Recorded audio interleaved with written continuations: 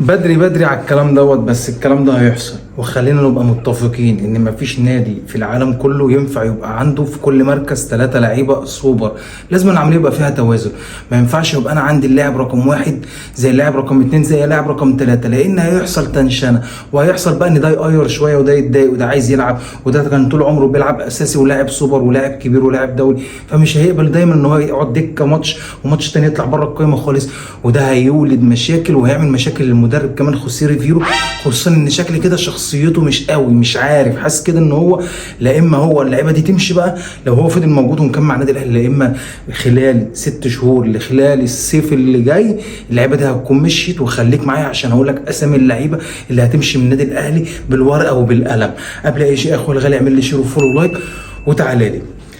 اول لاعب عندنا الكابتن ابو الملايين، الكابتن حسين الشحات، الكابتن اللي ضحى كتير من اجل النادي الاهلي. هتقول لي هو ضحى كتير من اجل النادي الاهلي، وزي ما هو ضحى من النادي الاهلي، الاهلي اداله نجوميه وشعبيه واداله فلوس والكلام ده كله وبطولاته معاك، ومتفق معاك. والاهلي بيميزوا الحته دي ان هو ما بيقفش على حد وان هو ما عندوش عزيز من الاخر، ودي ميزه مش عيب. ليه؟ لان انا بفلوسي انا بجيبك وبعملك نجم وبديك بطولات. في اول الراحلين الكابتن حسين الشحات شكل الكابتن والبروف خوسيه ريفيرو مش راضي عنه، او مش يعني كل المدربين خلينا متفقين برضك كل مدرب ليه ضحاياه. فشكل خوسيه ريفيرو القائمه اللي انا اقولها لك دي هي دي ضحاياه. كابتن طبعا رقم 1 فيهم حسين الشحات. وهنا الزمالك هيخش يصطاد بقى، الزمالك هيخش بقى يقول لك ايه، اخش اصطاد انا بقى في المايه العكر 5 6 7 لعيبه ال8 دول، لو اصطدت منهم 1 ولا 2 يبقى خير وبركه ورضا، مش هقول لا، زي الفل. واحد زي حسين الشحات ده اول واحد عندنا.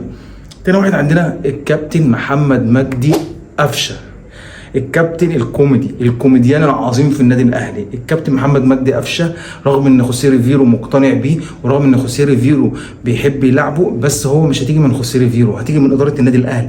هيقول له كفايه عليك بقى كده يا قفشه بقى، تعبنا يا قفشه معاك بقى، زهقتنا يا قفشه بقى، هتفضل عايش على القضيه ممكن يا قفشه ولا ايه؟ يا راجل بقى تعبت الجمهور وزهقت الجمهور ونقضت الجمهور. ده تاني لاعب عندنا. تالت لاعب عندنا هو الكابتن احمد عبد القادر، وده كده كده خلاص امره محسوم وكلها ايام معدودات. هو الاهلي بس ما حبش ان هو يخليه يمشي دلوقتي عشان خاطر ما يروحش للزمالك.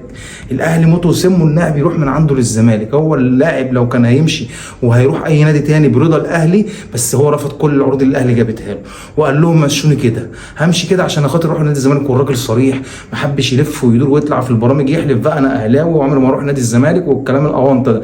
الراجل صريح ودي حاجه تحسب له بصراحه. رابع لاعب عندنا الكابتن المظلوم عمر كمال عبد الواحد، اللي بيلعب عليه الاساسي الكابتن الناشئ العظيم الكبير الكابتن محمد هاني. طبعا كلكم بتحبوه، بتعشقوا جمهور النادي الاهلي كلهم بيعشقوا محمد هاني واوفرات محمد هاني والتكمله الهجوميه بتاعت محمد هاني والتغطيه العكسيه بتاعت محمد هاني. الراجل نجم، الراجل لعب مع الاهلي حوالي 300 ماتش، صانع فيهم حوالي 15 جون 16 جون، يعني رقم كبير قوي، رقم عظيم، جاب بتاع 7 اجوان. الراجل عمل ارقام عظيمه. فده هيبقى من الناس اللي هترحل عمر كمال، لان عمر كمال امكانياته كبيره، ويعني لما بينزل دايما بيعمل فرق مع النادي الاهلي وبنشوفه. بس هو مظلوم، واي حد بيجي يلعب مع محمد هاني بيتظلم، ما تعرفش ماسك على اللعيبه والمدربين والمجلس الاداره وكله زله ولا ايه، مش فاهم. سادس لاعب عندنا بقى كابتن الكابيتانو محمد الشناوي.